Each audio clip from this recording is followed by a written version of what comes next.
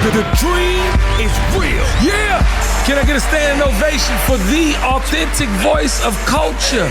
We are TKBS, and I might need to change my septic field.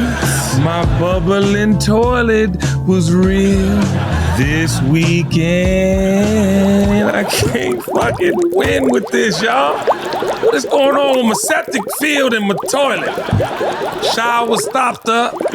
Dear Lord, baby Jesus, we need favor. Amen. Amen. All right, how you doing, TKBS Nation? That's how I'm doing. You good?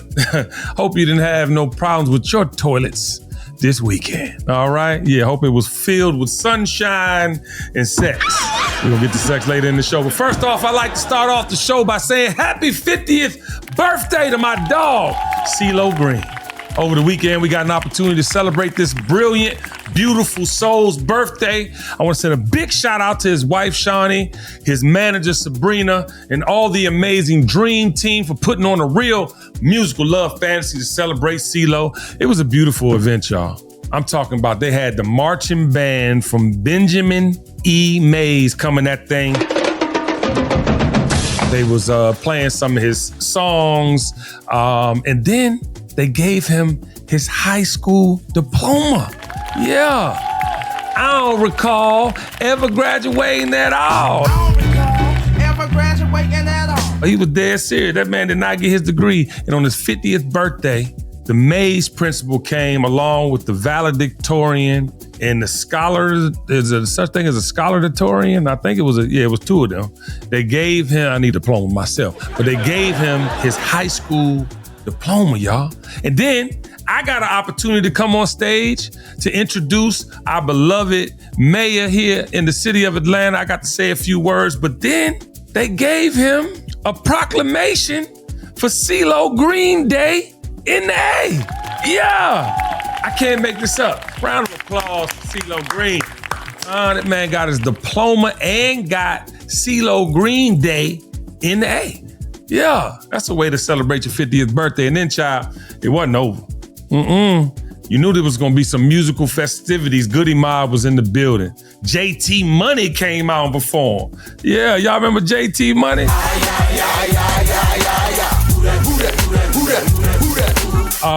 Yeah, we had a time, child. But the highlight performance of the night was Morris Day and The Time. Oh, yeah. We got on that motherfucker.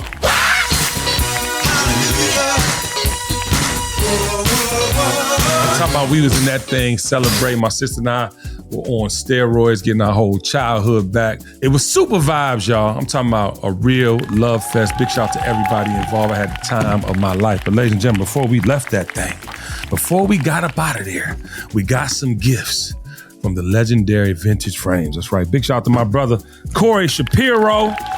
Yeah, man. See, these are one-of-ones. I ain't even busted open because I wanted to do this with the nation live on the show. It's my first time opening this package. I have not seen them. Look at that. The whole party got these vintage frames. And when I say they fly at my speed, these are called Goliaths. They actually are engraved on the inside. Ceelo's 50th with the date. And then it has Vintage Frames Company on the side, XXL. These are the XXL glasses. And obviously Ceelo Green, myself, Jazzy Faye made this style very popular. But they're way more famous than me, so they get all the credit. But thank you, Vintage Frames. Thank you, Corey Shapiro. That was a hell of a gift to impart on us. But ladies and gentlemen, the award for Outstanding Limited TV Series goes to Fight Night, The $1 Million Heist, co-executive produced by Kenny Burns. I got my award. Do you see it, mommy? I got my award. I got my Linda. I did it. My first show and my first award, and how befitting that I was honored by the NAACP for my efforts. It was a journey, to say the least, ladies and gentlemen. Over 20 years, I knew about this story, and I wanted to tell it the day I heard it. And fast forward to around 13 years ago, I was deciding that I'm gonna do this show, I'm gonna make this happen. And I went and found Jeff Keating, who owned the life rights. I got with Will Packer, and Will believed in it from day one. We had a feature film at first. And here's a fun fact that you might not know. Kevin Hart was the reason that it went away. Yeah. And I got a little story time, a little quick story time. Story time. So we are about to get this movie popping. It's been announced in all the trade magazines. And all of a sudden, Kevin Hart and Chadwick Boseman announced that they're doing Uptown Saturday Night. Now, if you don't remember Uptown Saturday Night, ladies and gentlemen, that is the headlines version with a little pop culture add-ons about our actual story Fight Night. That's right. And so when that came, that they were gonna do this, mind you, Kevin Hart's one of the biggest stars, Chadwick Boseman's one of the biggest stars, they shelved Fight Night, the movie. And so we had to go into figure it out mode. And a couple of years later, it was about to be the 50th anniversary of the heist. And because it was the 50th anniversary, we were like, let's do a podcast. Big shout out to Jeff Keating and Will Packer. We got together, we did this podcast. And when I tell you the rest is history, ladies and gentlemen, the rest is history. It got all the right attention. Kevin Hart, Heartbeat came along, and ladies and gentlemen, we will go down to history for having the #1 debut in Peacock history. We had some of the biggest and blackest actors and most successful and talented actors of all time in this episode. So this right here is why I did my Soul Food Sunday, God's Timing. Because you might have a plan for yourself, but God has the plan for you. Amen. All right, I'm gonna leave this here for the rest of the show, y'all. Y'all gonna get sick of me and that award. I'm taking it to the BET Awards too. All right, now it's time for episode 138, Rage Against the Machine. This episode was inspired by a couple of things, and we'll start with the Tesla Terminator himself, Elon Musk. Did y'all see the black eye? That wasn't a black eye like under. Somebody hit him on the temple of his face, right in the sweet spot. And Tiffany told me this morning that it was somebody in the Defense Department. I don't believe that. I also don't believe that it was his son. They trying to say his 5-year-old son hit him. Child, he deserves, never mind. I don't want nobody to run up in here. But he also was tweaking. And the internet went crazy about his alleged drug usage in the White House. And during his time as the Doge HNIC. Oh yeah, he's a whole, never mind. But I have a theory, y'all. It's not a conspiracy theory because I have one of those coming up momentarily. But what if Elon Musk is a robot? Yeah, think about it. He acts so oddly that it's almost like he's dysfunctional. But he's intelligent because he says things at times where you be like, wow, but is he really that smart?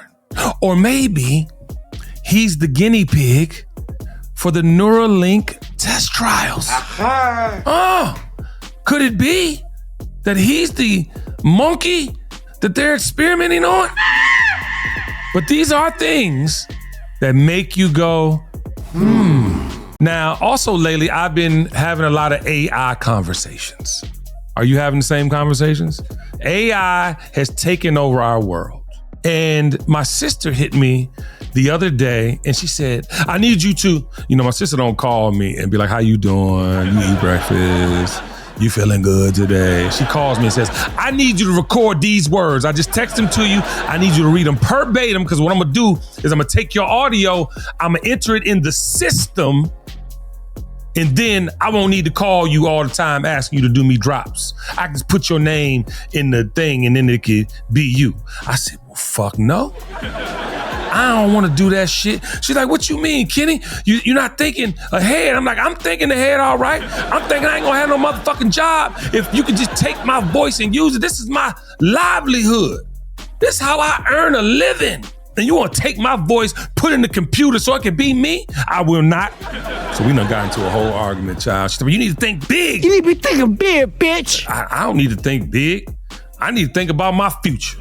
And that's where I'm at with it. I immediately then went down a rabbit hole and started thinking about how over the years they have been replacing humans with machines. And if you don't believe me, listen to this clip by Mad Max himself. We will have for the first time something that is smarter than the smartest human. And that, I mean, it's hard to say exactly what that moment is, but there will come a point where no job is needed. You can have a job if you want to have a job for sort of personal satisfaction, but the AI will be able to do everything. So I don't know if that makes people comfortable or uncomfortable. It's hard, you know, when there's new technology, it tends to usually follow an S-curve. In this case, we're going to be on the exponential portion of the S-curve for a long time. And we have, like, so you'll be able to ask for anything. It won't be, and we won't have universal basic income. We'll have universal high income. So in some sense, it'll be somewhat of a leveler or an equalizer, you know, because really, I think everyone will have access to this magic genie. Yes, we are uncomfortable with that statement, Elon. And we're more uncomfortable with the fact that it's true. There's no slow motion in between, and there's going to be a problem when that happens. Now, how do y'all feel about that? Because I'm just in a tailspin of worrying about creatives. Matter of fact, there are people that are doubling down on that. I'm talking about people you respect, like Mark Cuban. Listen to this clip. If I was 16, 18, 20, 21, starting today, I would spend every waking minute learning about AI. Even if I'm sleeping, I'm listening to podcasts talking about AI, trying everything, because my whole Instagram and TikTok feeds are now AI hacks. It's one thing to have a business and how you integrate AI, that's one thing.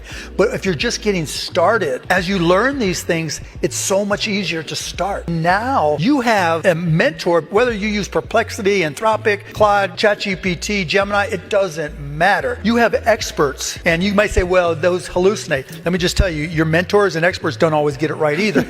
Right. So you've got these experts who can answer questions and help you understand what you don't know. You've got these tools that'll just spider everything, that'll do your emails, that'll do sales calls for you. Are you kidding me? But Mark, what are humans supposed to do after that? How are humans supposed to really communicate in an authentic way? Do you not change your mind in mid-meeting? Do you not change your mind and have another feeling after you hear someone else give you some information that might be palatable to the conversation or necessary to the ultimate end game and or answer? What are we doing? And yes, we're supposed to understand technology, but it's so you can use it. But how does the creative fare in this new world of AI? The graphic artist designer, they become obsolete. If all you have to do is put what you want into a computer, push send, and then you get back the finished product, where does that graphic designer or creative fit in? I get paid for my ideas. I get paid for bringing things to life. This is a skill and a talent that me as a human being, I can't compete with a computer that has millions of years of information and can process it and then outwork me. Creatives, are you not feeling that anxiety? Think about radio personalities or announcers or people that do voiceover work. If you could take somebody's voice, enter it into a system, and then you don't have to use that person at all, you could just use the system. Actors, doubles, stunt doubles, people that are making their living, have made their whole family's livelihood on these things, these nuanced things. If a computer takes the nuanced things, what makes it personal? What makes it authentic? How are you then received as a human being? I'll tell you how you're received. Like you ain't shit. Look at the algorithm. Every single day on my feed, I'm getting things that I do not want to see, that I do not want to digest. It's almost like they're forcing me to see the person fake shooting the gun or the bomb thing that just happened in Colorado or whatever is real and fake. You got people on the internet doing fake gunshots, hiding around a corner, and people walking don't know it's a fake gunshot, so they're scattering. One person broke their leg. This is obscene. Facts. This is like destruction at its finest. What's real and what's not? And then you're gonna have machines telling you what to do. You're gonna have machines speaking for you. So ladies and gentlemen, you think about this Terminator that we saw growing up and how they were coming back to the future, right? But I have a conspiracy for you. We're speaking of this Terminator coming back, but it's not gonna be like the Terminator coming back from the future trying to take out the one human that's supposed to save the world. It's gonna be that one human or a couple of humans that program and control the world through technology and machines. Ladies and gentlemen, do you not feel that with your entirety? You have to program the information. Humans have to program these machines. These people who created social media, these social media wizards that are socially awkward people. Think about that statement. They created these worlds so that you can exist in with their rules, with their guardrails, which by the way are none, but yet you're left to be a donkey, to not be this educated person that went through school and used their skill set to reach higher learning. Or you're this person that has all these relationships, but now you gotta depend on this phone to speak to people. But then when you go back out into society, that's been stripped of you. You're no longer this infectious personality that everybody wants to be around. And then you have these people that do it so well on this device and show up in real life, and they're not that.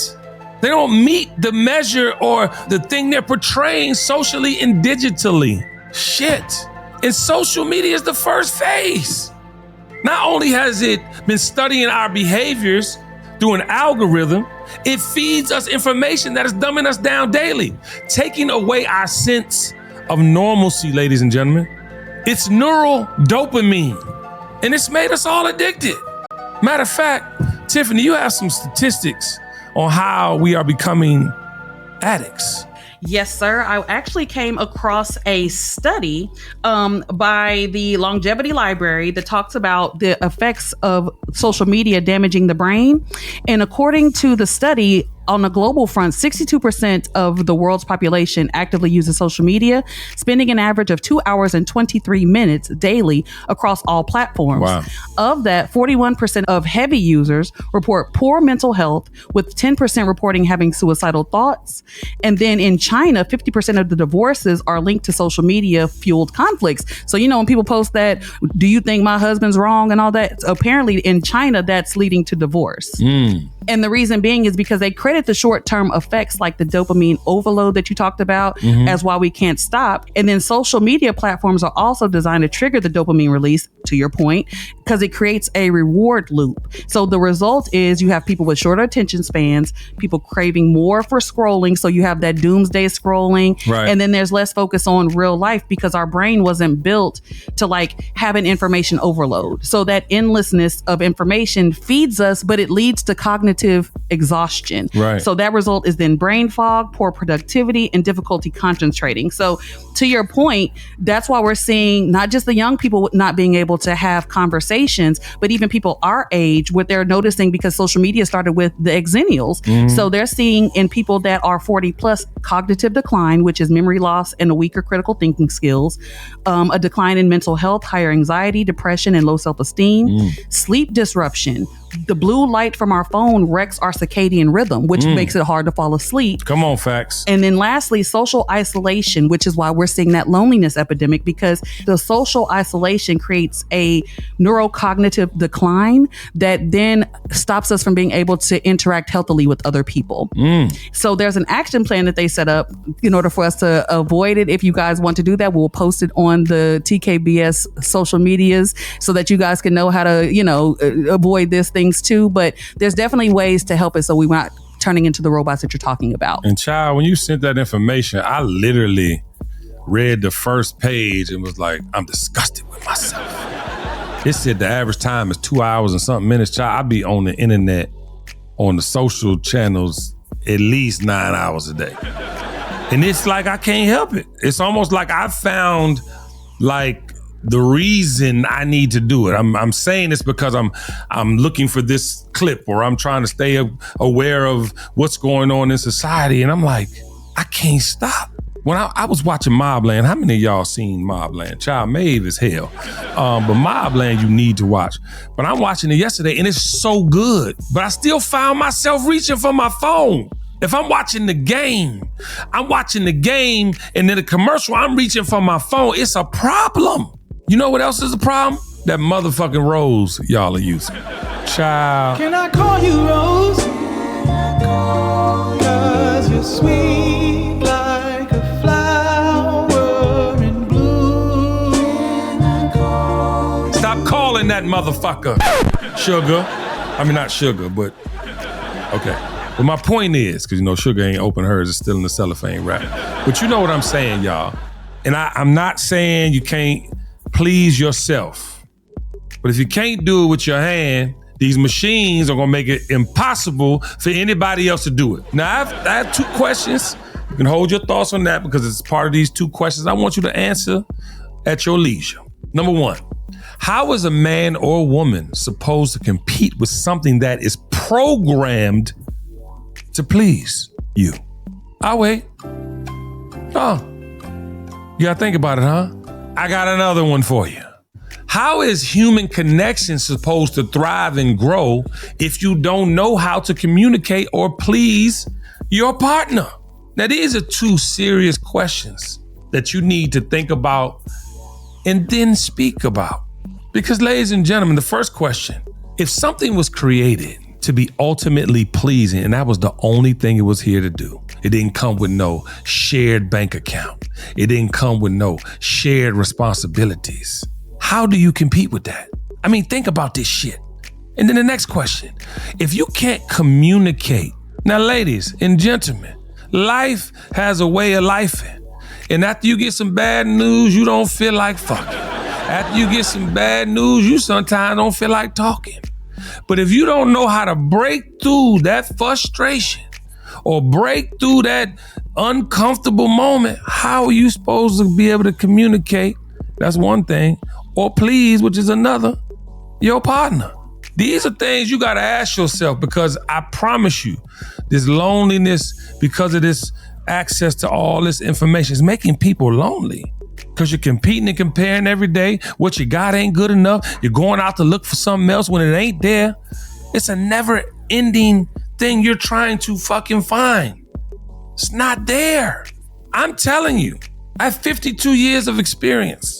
I'm telling you, it's a never-ending quest, and I want you to be whole, because here at the Kenny Burns Show, being whole is the goal. Amen. Amen. Ladies and gentlemen, now it's time for Live from the Comments section. Tiffany, I know you got some questions, baby. Yes, sir, we do. And you know, everyone was feeling the question episode last week. Okay. But you know what they loved even more than the question? What? Your song. Thank you. I'm the king of... No, I'm not the king of cock. He was the king of cock. They loved it. And R&B Honey 1 says, I was not ready for all of this morning. From the costume change to the Halle clip, rap was actually dope though. Doo-doo Don, it's too early, Kenny. Listen, child, I be tired. And to not go crazy, I might have to make a couple more songs. So y'all stay tuned for the album, because by the time we get 10, Tiffany, we need to make an album. All right. We got any more comments over there, baby? Yes, sir, we do. And honestly, other than the parody, people were loving you weighing in on the current events last week with both Hakeem Jeffries and then also talking about the crypto scam going on, you know, with the Great White Heist. The Great White Heist. Angela Dante Janak 9570 says, we have to unlearn a lot of things that we have been taught 100. And that was in reference to you saying that we have to, you know, peel back the layers on the onion. And once you peel them layers off, you can't repeat the bullshit. All right. Thank you, Sister D. I appreciate that. All right, Tiff, I know we got another comment over there. Yes, sir. And of course, this is still keeping it up with the love from the parody. Eye for Design says the Run DMC remix is crazy work, but facts at the same time. I mean, truly though, like if you heard about what I said, he's the king of cock. There is none higher. Sucker staff members, they call him sire. To burn our kingdom, you must use fire. We won't stop fanning till I retire. Now you killed your party with disrespect. policies out of line and don't connect. I don't know the rest. I forgot it. I don't have the teleprompter up. But we will continue these conversations in the comments. All right, now it's time for As the World Turns with Kenny Burns. In today's world, real is rare. And since when did being real not matter? Well, that's what this world will have you thinking, ain't it? This facade of talent is not sustainable. Monetizing antics makes everybody look like clowns, right? Think about it. What does success look like today? It's not polished or professional. It's not progressive or purpose-driven. It's dumbing you down, yes you, and brainwashing you to believe that this is the best you have to offer. Come on, man. It's time to rage against the machine. It's time to take control of the controllables before it gets out of control. Amen. And remember, you are not a machine. That's what makes you human. Amen. Amen. I love you in real life. Please tell everybody you know to like, share, and comment this amazing episode. And Tiffany, let's get up out of here. I'm hungry. The dream is real. The dream is real.